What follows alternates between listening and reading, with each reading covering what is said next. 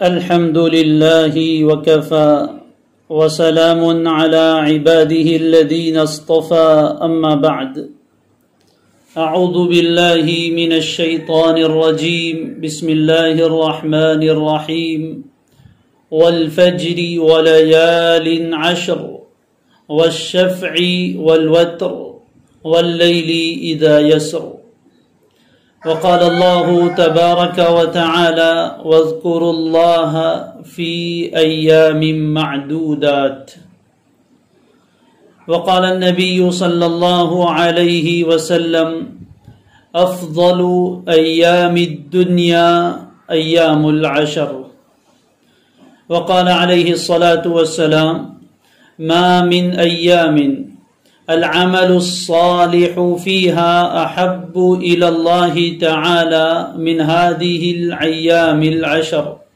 فأكثروا فيها من التهليل والتكبير والتحميد والتسبيح أو كما قال عليه الصلاة والسلام اللهم صل على سيدنا محمد وعلى آل سيدنا محمد وبارک وسلم۔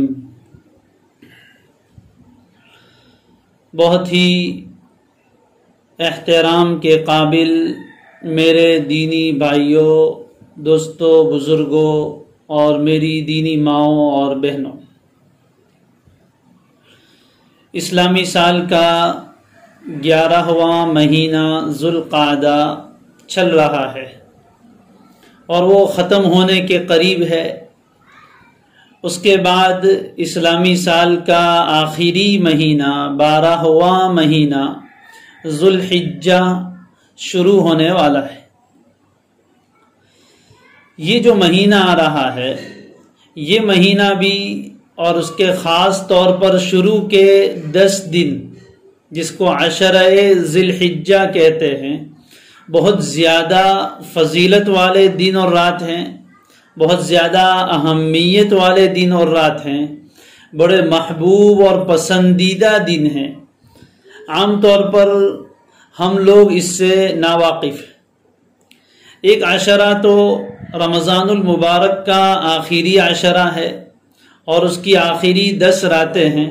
الحمدللہ امت محمدیہ میں اس کے فضائل لوگ جانتے ہیں اور کسی نہ کسی درجے میں اس کو وصول کرنے کی ہم کوشش بھی کرتے ہیں، لیکن یہ جو 10 دن اور 10 راتیں آ رہی ہیں، عام طور پر ہم اس کے فضائل سے واقف نہیں ہیں، ہمیں پتہ ہی نہیں ہے کہ ان کے کیا فضائل ہیں، اور ان میں ویسا عمل کا اہتمام بھی نہیں ہوتا جیسا رمضان کے آخری عشرے میں ہوتا ہے۔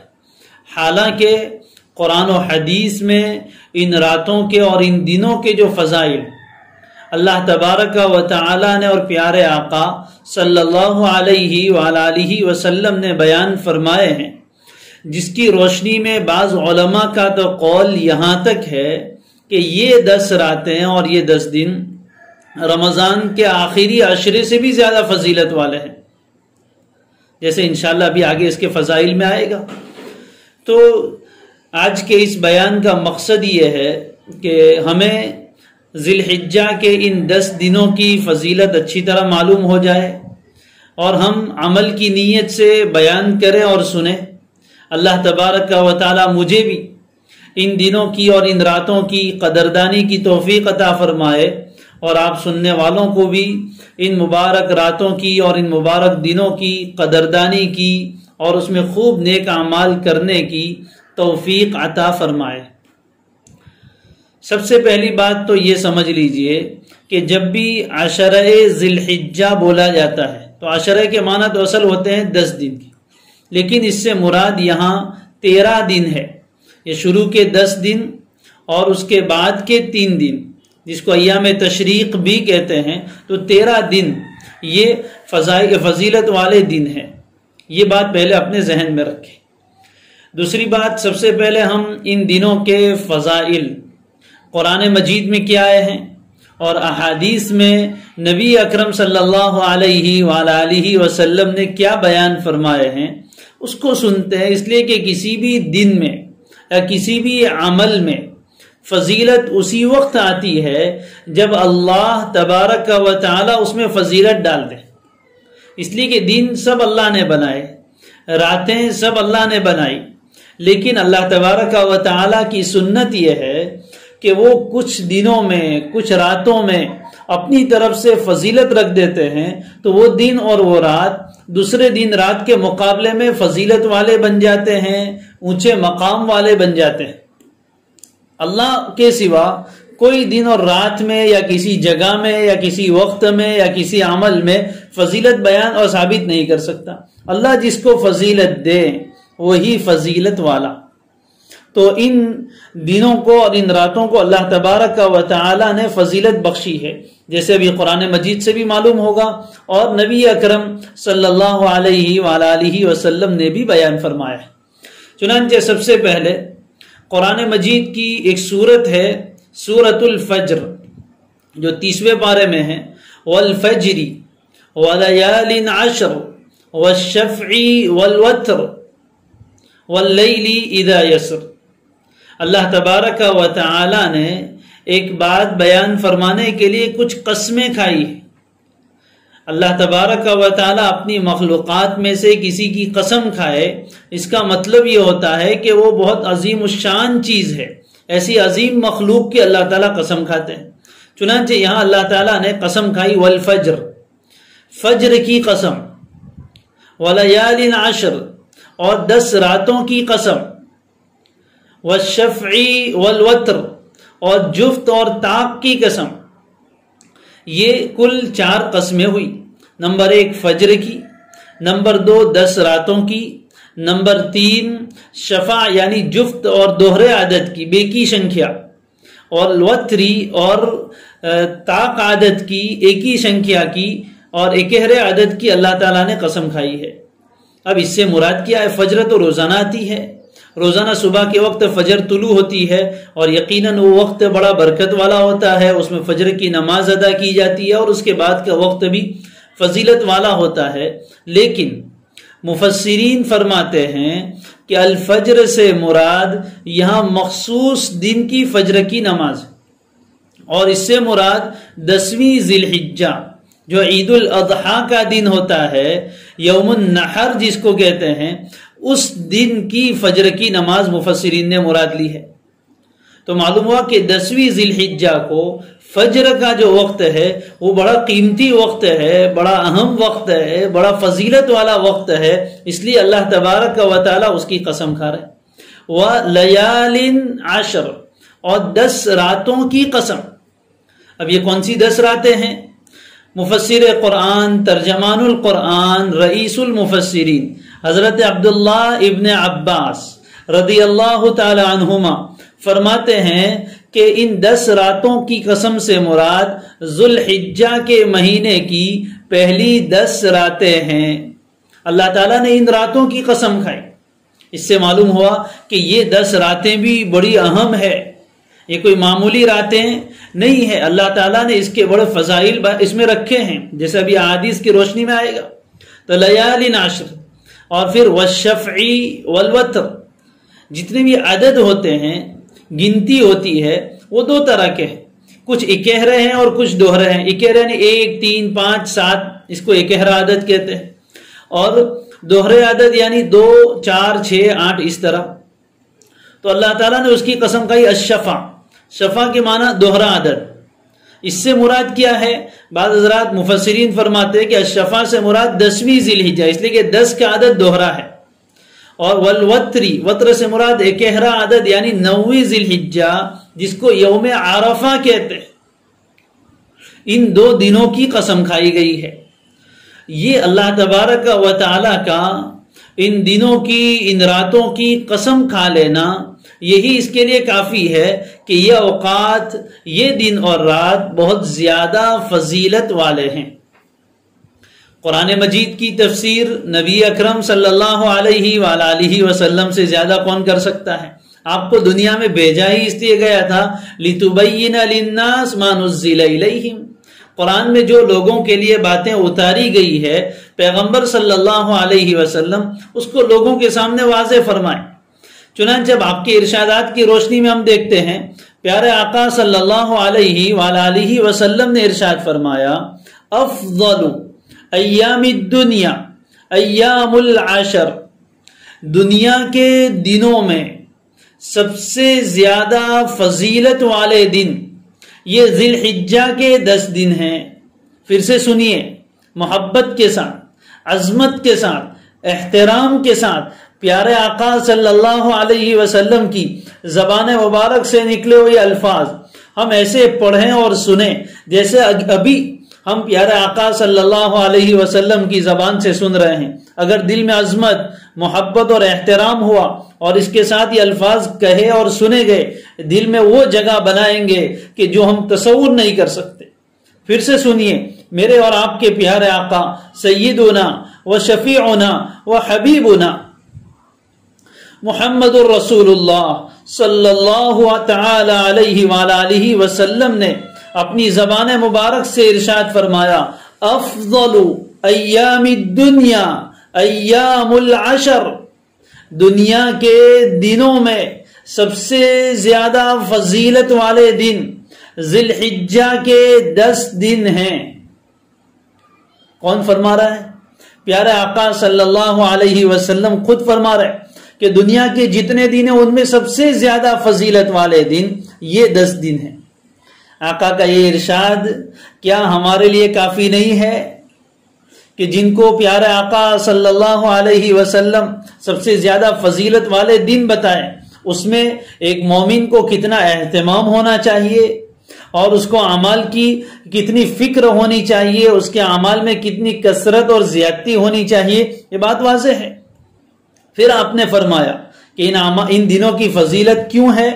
ما من ایام العمل الصالح فیہا احب الی اللہ تعالی من هذه الايام العشر، فرمایا دنوں میں سے کوئی دن ایسے نہیں ہے جن میں کیے ہوئے اعمال، جن میں کیے ہوئے نیک اعمال، عمل صالح، جن میں کیے ہوئے نیک اعمال اللہ کو زیادہ پسند ہو ان 10 دنوں کے اعمال کے مقابلے۔ مطلب یہ ہوا کہ ان ذی الحجہ کے 10 دنوں میں کیے ہوئے نیک اعمال اللہ کے نزدیک باقی دنوں میں کیے ہوئے نیک اعمال سے زیادہ محبوب اور پسندیدہ ہے، اور جب اللہ کو عمل زیادہ پسند آتا ہے تو اس پر اجر و ثواب بھی زیادہ ہوتا ہے، اس کی فضیلت بھی زیادہ ہوتی ہے۔ صحابہ کرام رضوان اللہ علیہ مجمعین نے سوال کیا، اللہ کے رسول ولل جہاد فی سبیل اللہ کے رسول ان 10 دنوں کے علاوہ میں کوئی آدمی اللہ کے راستے میں جہاد کرے تو اس کا یہ جہاد جو دوسرے دنوں میں کیا ہے وہ بھی ان دنوں کے نیک اعمال سے زیادہ افضل نہیں ہو سکتا؟ آپ نے فرمایا ولل جہاد فی سبیل اللہ، نہیں، جہاد فی سبیل اللہ جو اپنی ذات میں بہت عظیم ترین عمل ہے وہ بھی جو دوسرے دنوں میں کیا گیا ہو وہ ان دنوں کے نیک اعمال سے زیادہ فضیلت والا نہیں ہو سکتا۔ ہاں، ایک صورت ہے کہ کوئی آدمی اپنا چہرہ مٹی میں ملا دے، یعنی وہ شہید ہو جائے اور شہید ہو کر زمین پر گرے جس کی وجہ سے اس کا چہرہ خاک آلود ہو جائے، تو یہ عمل جو دوسرے دنوں میں کیا ہے ان دنوں کے عمل سے زیادہ فضیلت والا ہو سکتا ہے۔ اور ایک دوسری روایت نے فرمایا کہ ایک صورت ہے دوسرے دنوں کے جہاد کے افضل ہونے کی، ایک صورت یہ ہے کہ کوئی انسان اللہ کے راستے میں جہاد کے لیے نکلے اپنی جان اور مال لے کر، اور پھر اس کا مال یعنی اس کا گھوڑا بھی قربان ہو جائے اور وہ خود بھی شہید ہو جائے، تو اس آدمی کا عمل تو ان دنوں کے یعنی ان 10 دنوں کے اعمال صالحہ سے زیادہ فضیلت والا اور زیادہ محبوب ہو سکتا ہے۔ باقی کوئی اور عمل جو نیک عمل ہے لیکن دوسرے دنوں میں کیا گیا ہے وہ ان دنوں کے عمل سے زیادہ فضیلت والا نہیں ہو سکتا۔ پھر آپ نے یہ بھی ارشاد فرمایا کہ ان دنوں میں کیا کثرت سے کرنا چاہیے؟ فرمایا فَأَكْثِرُوا فِيهَا، ان دنوں میں تم کثرت سے 4 کام کرو۔ نمبر 1 تحلیل، یعنی لا الہ الا اللہ، اکثروا فیہا من التحلیل والتحمید الحمدللہ والتکبیر اللہ اکبر والتسبیح سبحان اللہ، جس کو ہم آسانی سے تیسرا کلمہ بھی کہہ سکتے ہیں۔ یعنی ان دنوں میں کثرت سے اللہ کا ذکر کرو، اور ذکر میں بھی تیسرے کلمے کا ذکر کثرت سے، اور تکبیر کی خاص طور پر تاکید فرمائی گئی ہے۔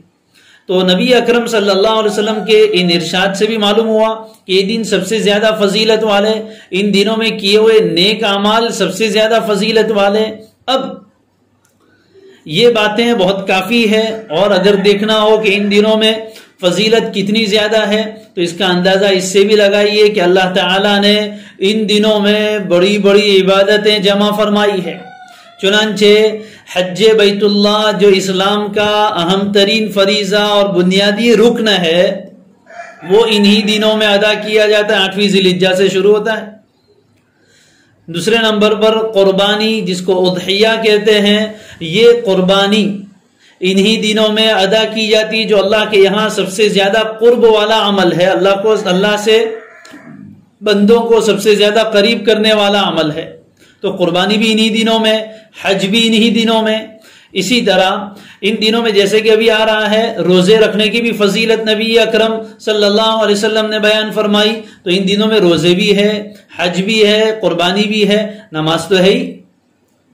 تو یہ ساری امہات العبادات، پھر قربانی کے ذریعے سے صدقہ و خیرات بھی ہوتا ہے، تو یہ بڑی بڑی عبادتیں ان دنوں میں جمع ہوتی، اور ان دنوں میں اللہ کے لیے اللہ کے بندے دیوانہ وار دنیا کے کونے کونے سے، چپے چپے سے عاشقانہ کیفیت میں دو چادر پہنے ہوئے لبیک اللہم لبیک لبیک اللہم لبیک کہتے ہوئے دیوانہ وار عاشقانہ طور پر بیت اللہ کی طرف لپکتے ہیں، اپنی زندگی کی جمع پونجی اللہ کے راستے میں قربان کرتے ہیں، لاکھوں کروڑوں روپے خرچ کر کے اللہ کے بندے اور بندیاں، کیا جوان کیا بوڑھے، کیا گورے کیا کالے، کیا نیک کیا بد، سب پہنچتے ہیں اور اللہ کے سامنے اپنی بندگی کا اظہار کرتے ہیں، ایک کھلے میدان میں آتے ہیں۔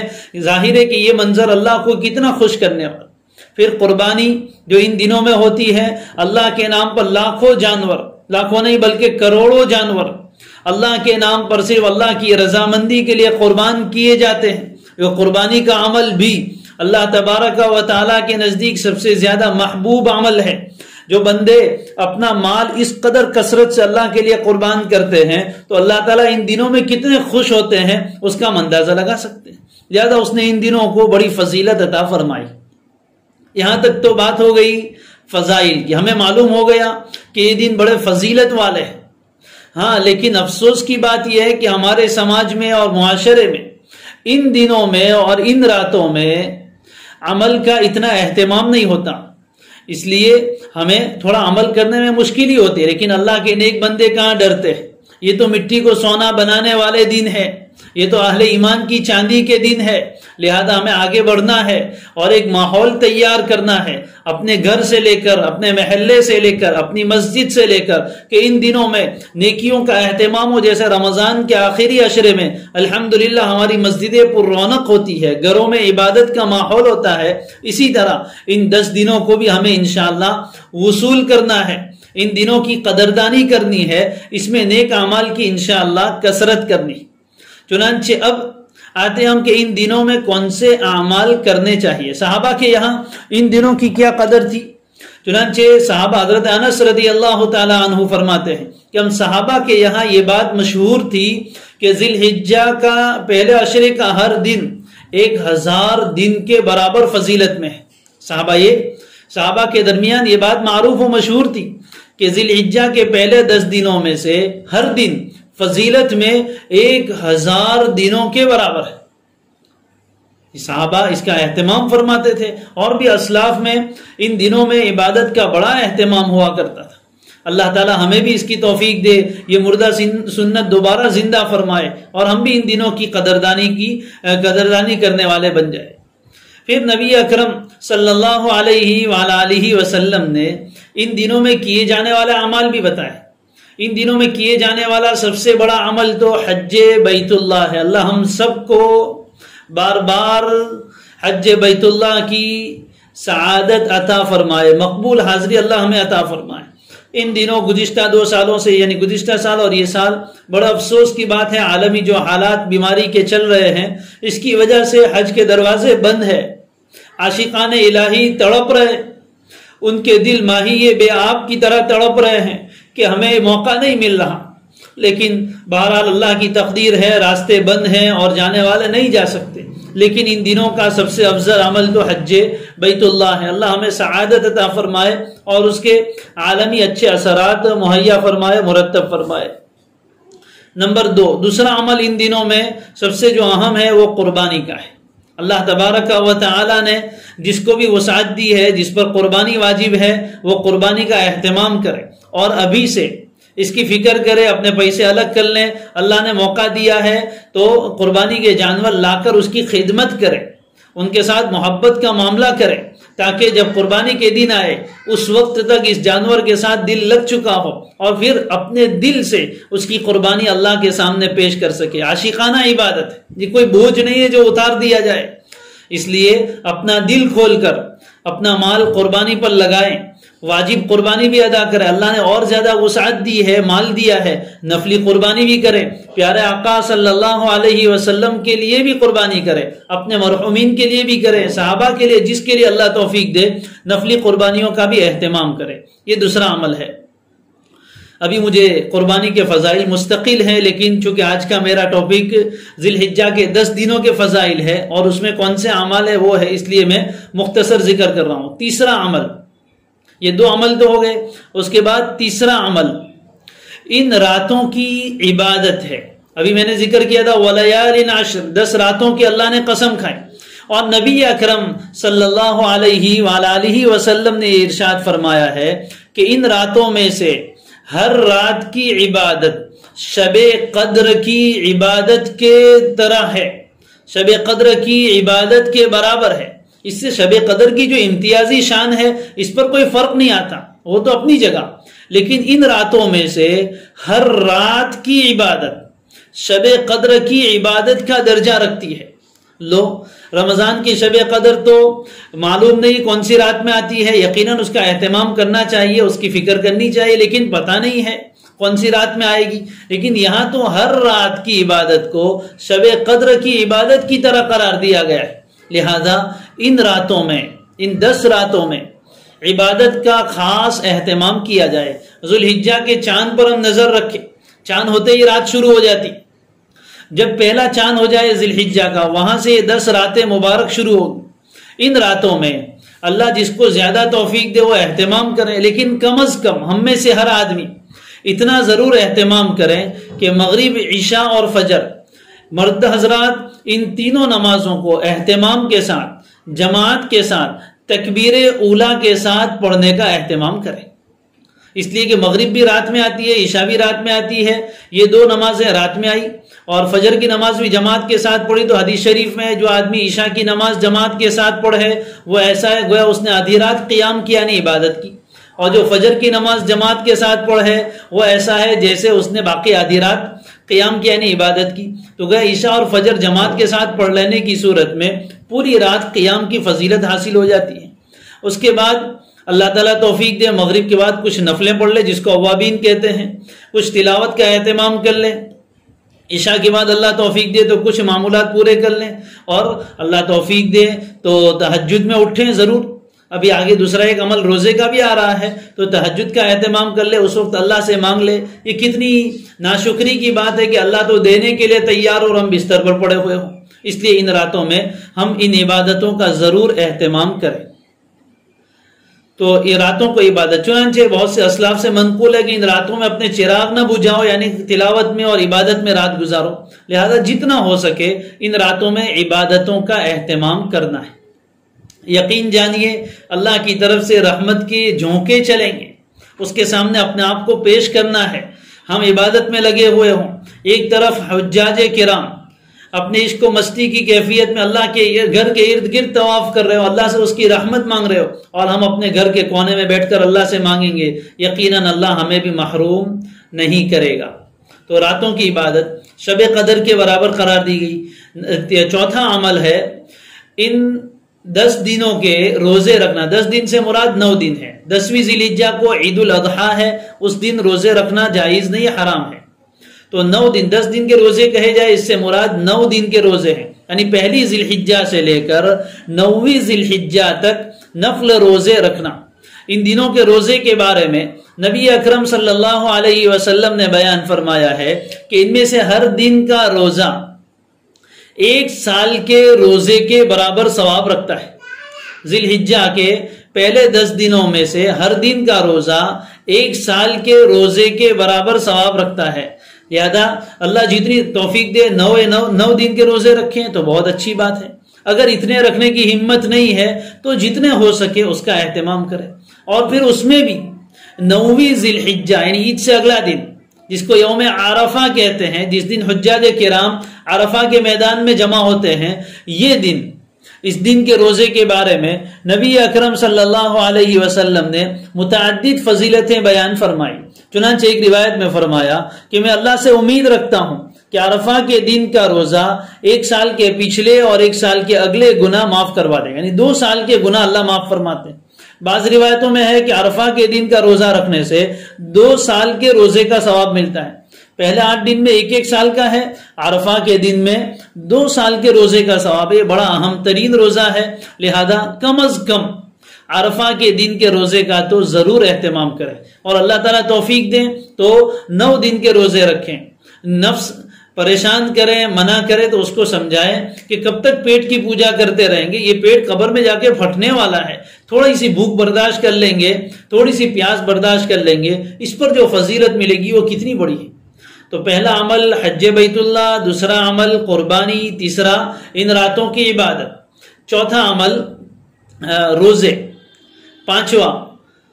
پانچواں عمل ان دنوں میں خاص طور پر نبی اکرم صلی اللہ علیہ وسلم نے جن کی تاکید فرمائی ہے وہ ہے کثرت ذکر اللہ کی کثرت ہو ان دنوں میں خصوصاً، اور اللہ ان دنوں کی برکت سے ہمیں پوری زندگی ذکر کی کثرت کرنے والا بنائے۔ چلتے پھرتے، اٹھتے بیٹھتے ہماری زبان ذکر سے تر و تازہ رہے، اور خصوصاً تیسرا کلمہ تسبیح سبحان اللہ، تحمید الحمدللہ، تکبیر اللہ اکبر، تحلیل لا الہ الا اللہ، یہ تیسرا کلمہ، اس کا اہتمام کریں جتنا ہو سکے زیادہ سے زیادہ۔ چنانچہ آپ نے خود فرمایا کہ ان دنوں میں ان 4 چیزوں کی کثرت کرو، لہذا ہمیں چاہیے کہ ہم اپنا ایک ٹارگیٹ بنائیں کہ مجھے کتنی مرتبہ تیسرا کلمہ پڑھنا ہے۔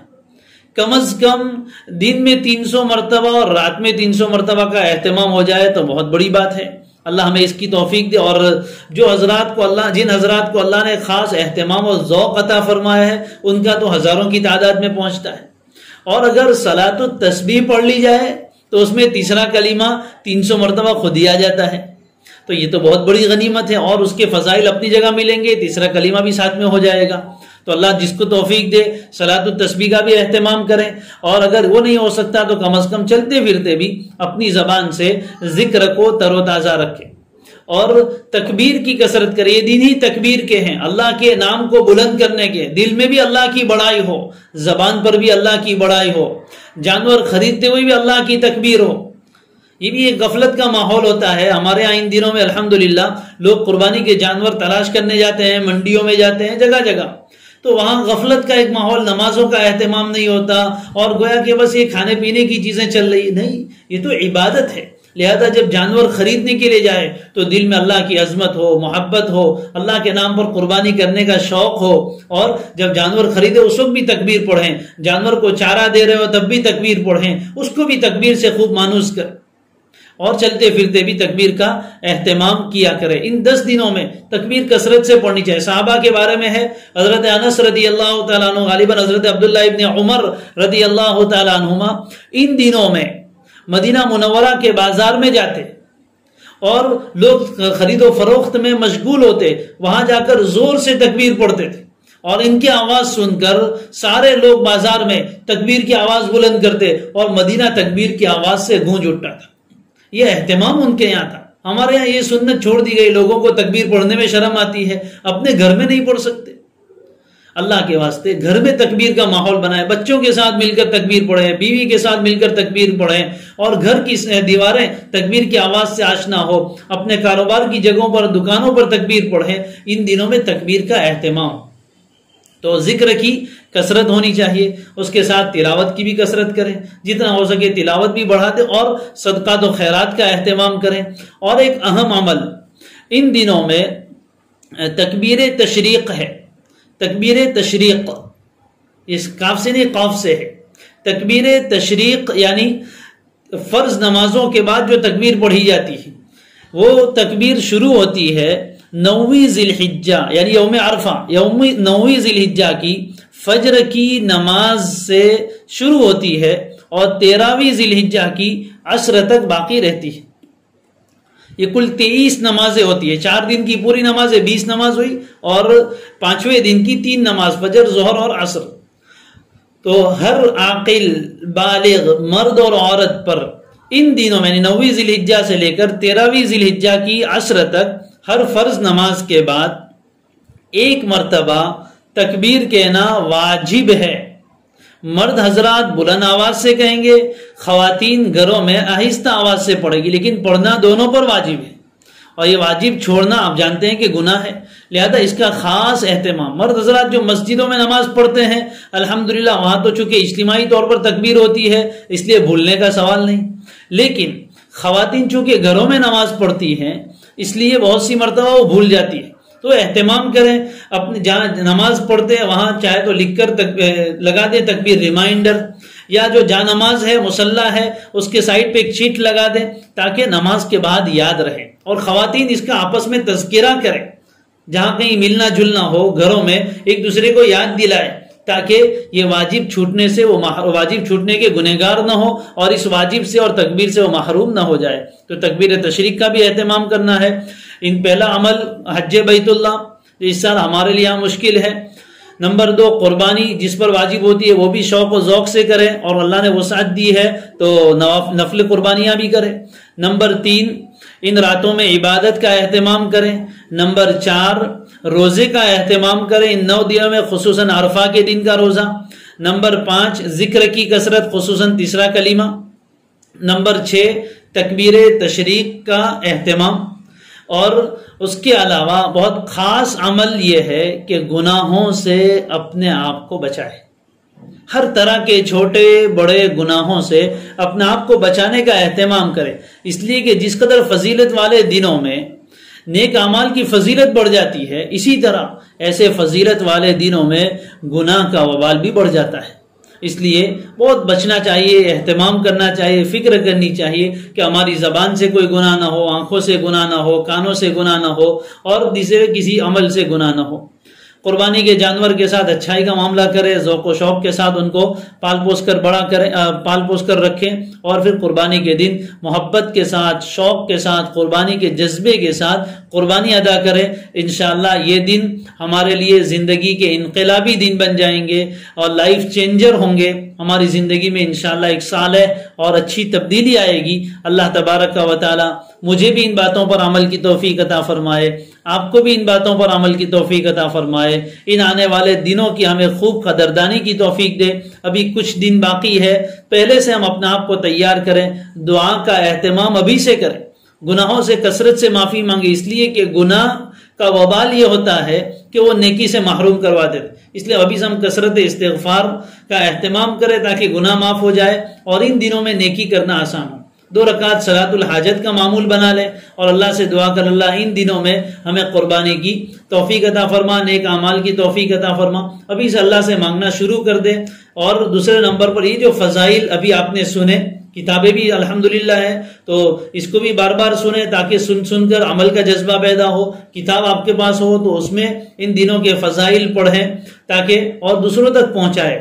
اللہ توفیق دے، گھروں میں ان فضائل کی تعلیم شروع کریں تاکہ گھر کے لوگوں کو بھی شوق پیدا ہو، دوسروں تک ان باتوں کو پہنچائے تاکہ دوسروں کو بھی ان دنوں کے فضائل معلوم ہو، اور خصوصاً کوئی فرض نماز ہماری ان دنوں میں چھوٹنے نہ پائے، اور ان دنوں میں نماز کا اہتمام اس نیت سے کرے کہ اس کی برکت سے اللہ ہمیں پوری زندگی نماز کا اہتمام عطا فرمائے۔ وآخر دعوانا ان الحمدللہ رب العالمین، سبحان اللہ وبحمدہ، سبحانک اللہم وبحمدک، نشہد ان لا الہ الا انت ونستغفرک ونتوب الیک۔